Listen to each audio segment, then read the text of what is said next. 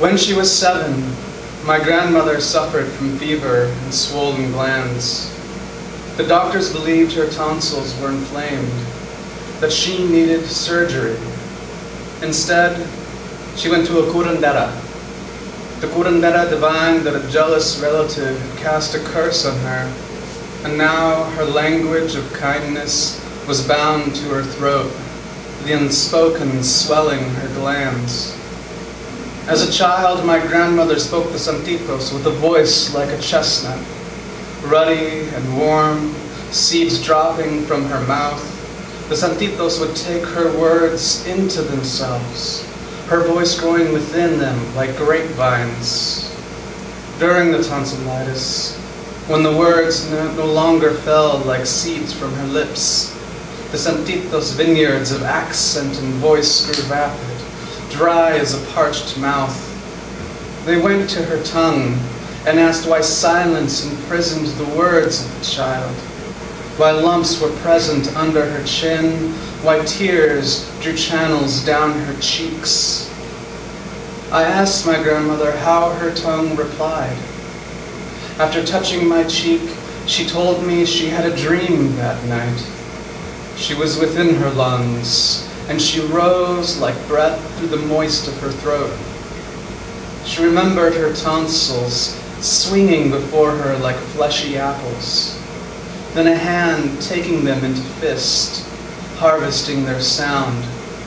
She told me her throat opened in 2 spots like insect eyes, and that the names of her children came flying through her wounds like peacocks. Patting my thighs, she said, "That's why the name of your mother is Maria, because she is a prayer, a song of praise to the Holy Mother." She told me this, then showed me 2 scars on her throat, tiny scars, like 2 eyelids, stitched closed. True story. Completely terrifying. And beautiful. This one's called White. And I wrote this one after, I often, at least in my hometown, and it differs by geography, being recognized as ethnic, as a person of color, or as white.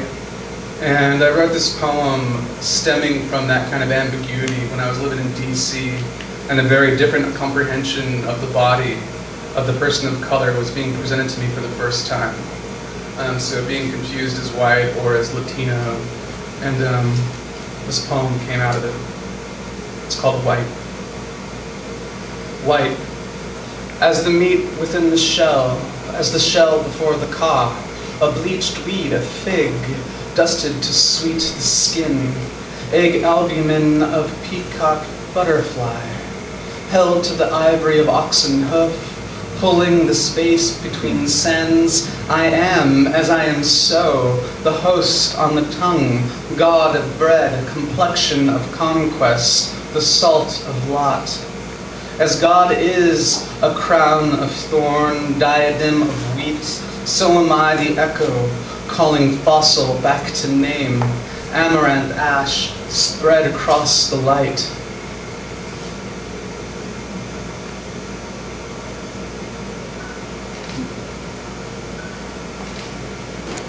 Let's see, I'm gonna make sure I don't go over time here. This one I wrote for my paternal grandmother just after she had passed away in 2004. It's called White Song. And it's based off a photograph that I found of her shortly after she passed away, where she was in a bed leaning toward a cup of water, and at that point she had really thinned out. It was fairly harrowing at the time. White Song. She leans her head into the white sheets, sheets a cruel sweetness, her eyes doe blind. She prays, lilac in hand, counting calyx to stamen, stamen to leaf. Her body, her faith is of the body. What is the body in the bed? Lilac and grace. In a vase, lilacs push thin weight into white, Water turned milk, coursing through cut stem, water pale white song, yes. Grandmother in sheets, no. Grandmother is a photo of white sheets. She is beside a vase of lilacs, yes. Leaf blind, no. Not yet. She bakes bruised apples sweet with sugar, cinnamon, brings the shriveled sweet things on a plate, stems warm, a plate of stems, no. The plate was from before. A photo is the word for before. The distance the body reaches for essence in image. Grandmother is the word for white image and apples. The word is stem and apples falling. Fall, speech fall, she is speech fallen. Grandmother quilts lilacs on a sheet, quilts lilacs on speech. A daffodil in her hair as needle and thread, threads speech. She threads her white her wreath of speechless lilac and keep. Grandmother leans her head into the white sheets, a cruel sweetness. Her mouth is deathless, calyx to stamen, stamen to leaf. Is, deathless is, her leaf sings, deathless is, mouth water pale, water song pale white.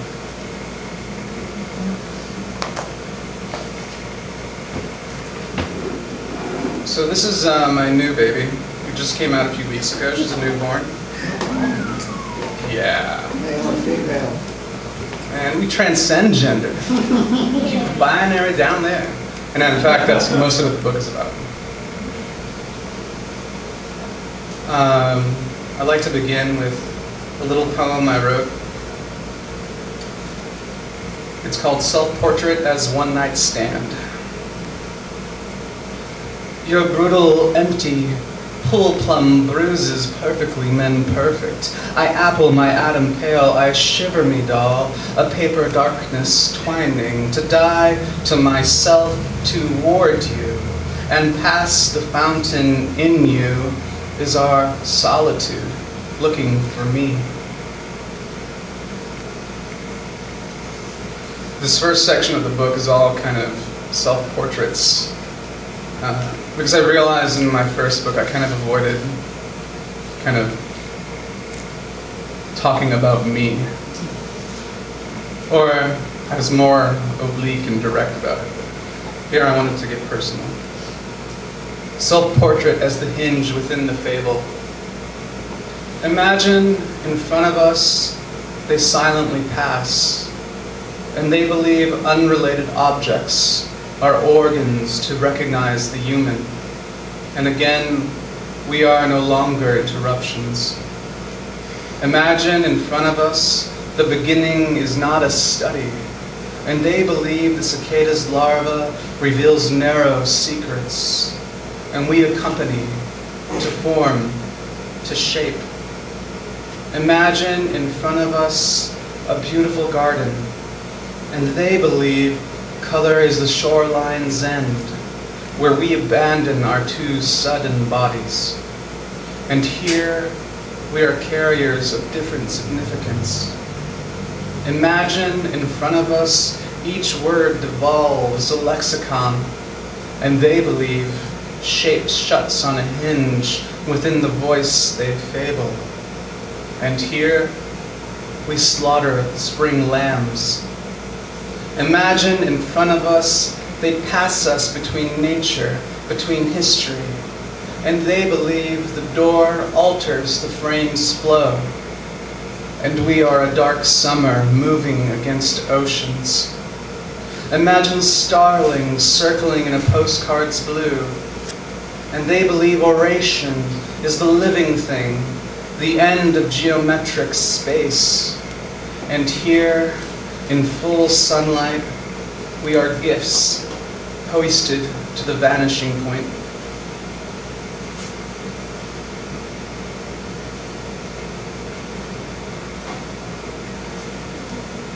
So how am I doing on time? I'm kind of obnoxious about time in this. All right. We've been reading for 4 hours. I have about 37 more pages. It's from my new novel. I'll read the footnotes as well. I'm not joking. So I was thinking about Adam and Eve in the garden, and this is such a cliche thing for poets to do because it's everywhere now. But I wanted to write my version of that apple story. You know that one, right? In Dominion, the breath's hammer. I didn't hear the joke. He said the story's about Steve Jobs. Jericho Brown, ladies and gentlemen. Are you the apple? This is called the Botanical's Confession of Distinction. Bowed beneath bloated limbs, the name grew like anemone. A cult cantered before her, snorting steam. Taking a handful of sand, she fed the animal its passage from dust. She said, "My pet, my grace, tear us pale, perish my wings so lungless." On grasses beneath, the man and woman were each other. The woman took the man's head in her hands, parting his scalp into a gulf. A carob tree grew from the opening. His brown hair coiled coral vine through the branches. He caressed her neck, eased his hand in until her trachea was sheathed in palm. Coiled in bows, he said, "When grace is exhaled, life is time without negation. Our bodies bridged across dust-weighted air." Said, "Consign the tongue to the hesitance between hammer and peel. The body will awake deathless, clothed in acacia." Against the tree, she said, inscribed between leaves light-sharpened, trumpet-shaped, a raw human forest resigns between tongue and tooth. The man took her hair, wound it into braid. From stem and branch I saw the animals approach. White moth, magenta flecked wing, incandescent, sea urchin, broad-tailed hummingbird, wasp wing herded by wren song and lion breath, down rows of juniper smoke. With wooden hook and blade, man and woman peeled, the animal's skin from scalp, the bay, the caw of lamb and crow cut from tongue, bound to myrtle, the pelt behind become alphabet. Deprived of signature, the animal stood in the ark's descent, all that was without language. The serpent curled from umbilical stem. She cradled me in palm, where incandescence ascribes definition, sweet blossoms drifting deathless into authorities. The man took her palm. With a blade, cut her finger base to nail, said, "This to approximate a world." He then bit to my white. His body opened as an eye. I lay on the grass where dropped. A worm curled in me, eating, whispering to seed as they blossomed to flesh. And I'd like to end on one little poem that I like. And I'm so self-indulgent, I like this one. And that guy. This is called Self-Portrait as the Soul Excluded. My Speechless. Words were a species of bell between childhoods, a menagerie of copper, wire, lodestar, and the feminine, wild before the vulnerability of precious things, sang me toward the birdless ruins. Thank you so much.